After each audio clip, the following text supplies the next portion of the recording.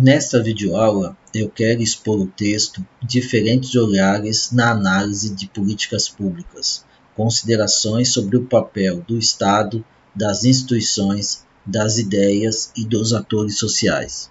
Este texto foi escrito pela Kátia Grisa, que é professora da Universidade Federal do Rio Grande do Sul.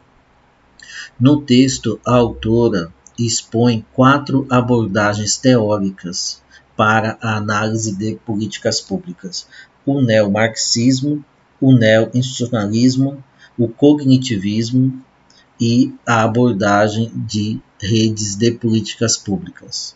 Segundo a autora, estes 4 referenciais buscam explicar como as políticas são formuladas e executadas.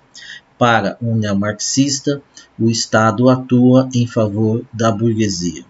Na verdade, mais adiante nós veremos que, para um neomarxista, o Estado capitalista atua em prol do próprio desenvolvimento do sistema capitalista.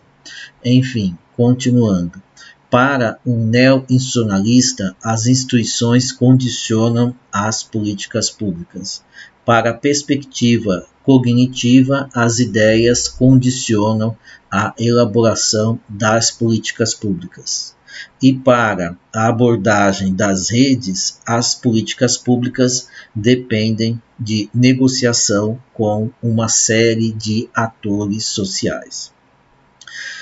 Para a autora, a análise de políticas públicas ela começa nos Estados Unidos a partir da segunda metade do século XX. Na Europa, um pouco depois, nos anos 70. E no Brasil, bastante recentemente.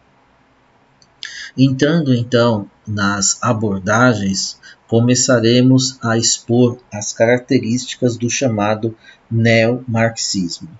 Então, a própria Kátia Grisa, ela retoma uma série de posições, de análises do próprio Marx, análises iniciais a respeito da configuração do Estado.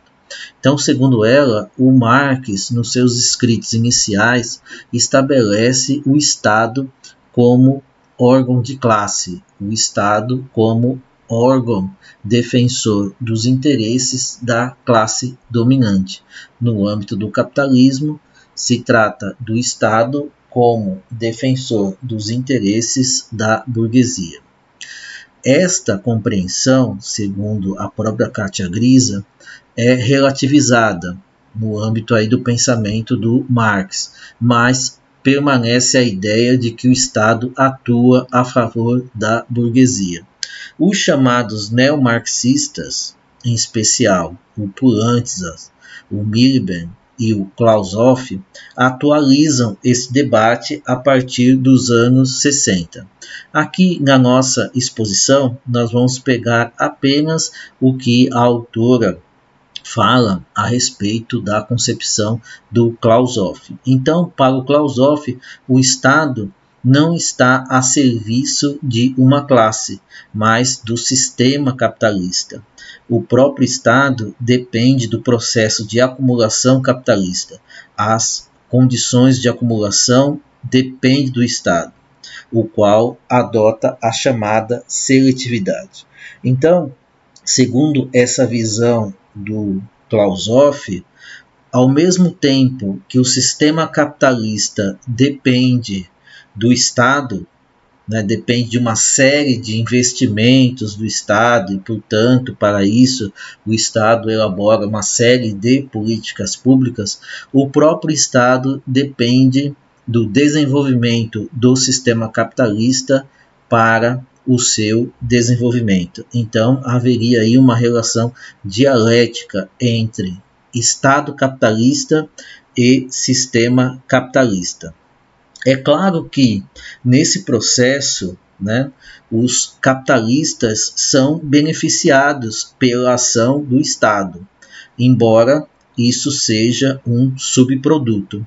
Então, segundo essa visão do neomarxismo, o Estado ele atua para o desenvolvimento do sistema capitalista e ele depende, né, do desenvolvimento do próprio sistema capitalista. Mas ao buscar o desenvolvimento do sistema capitalista, o Estado, segundo essa visão neomarxista, ele não busca privilegiar uma classe, né, uma classe específica. Ele procura o desenvolvimento do próprio sistema capitalista. Mas nesse processo, evidentemente, a classe que mais se beneficia da atuação do Estado é a burguesia, é a classe dominante do sistema capitalista. Então, a própria Cátia Grisa, ela dá um exemplo trazendo aqui dados, né, da política agrícola de 2008-2009.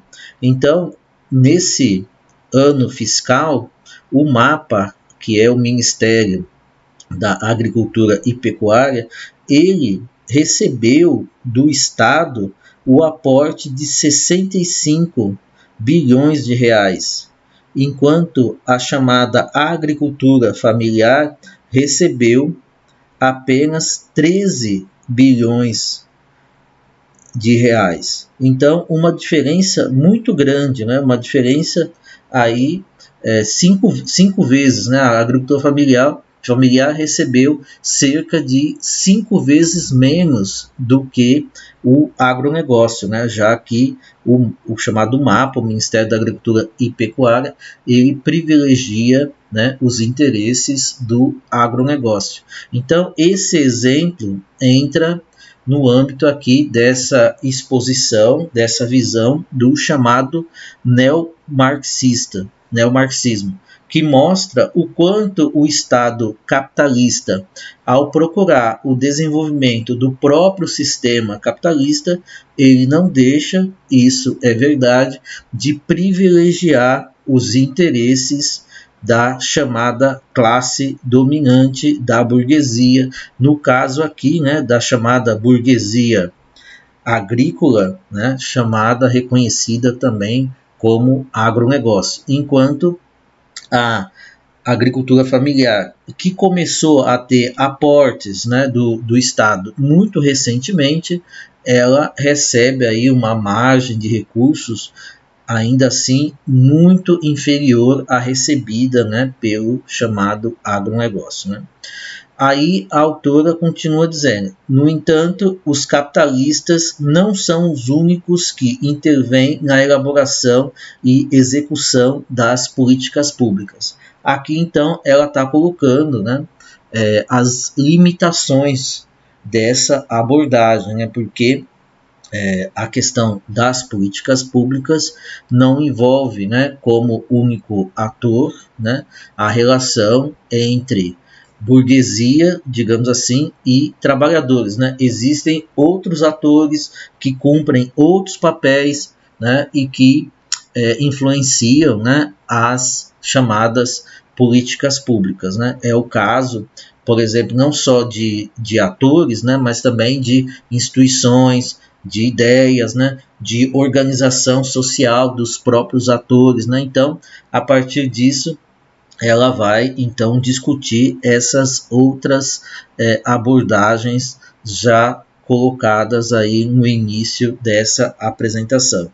No entanto, a abordagem não só do marxismo, mas do chamado neomarxismo é muito importante, principalmente na leitura aí do Clausewitz, para mostrar como o Estado ele cria, né, políticas públicas não para privilegiar essa ou aquela classe, né, mas para desenvolver todo o sistema capitalista.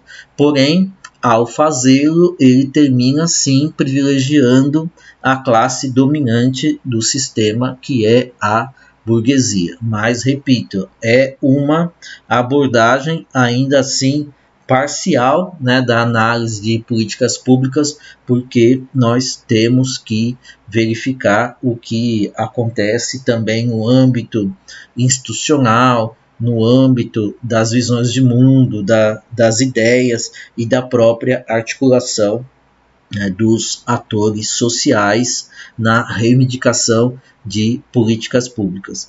E é isso que a gente vai fazer adiante, né? É ressaltar essas outras abordagens, né, que vão para além do marxismo.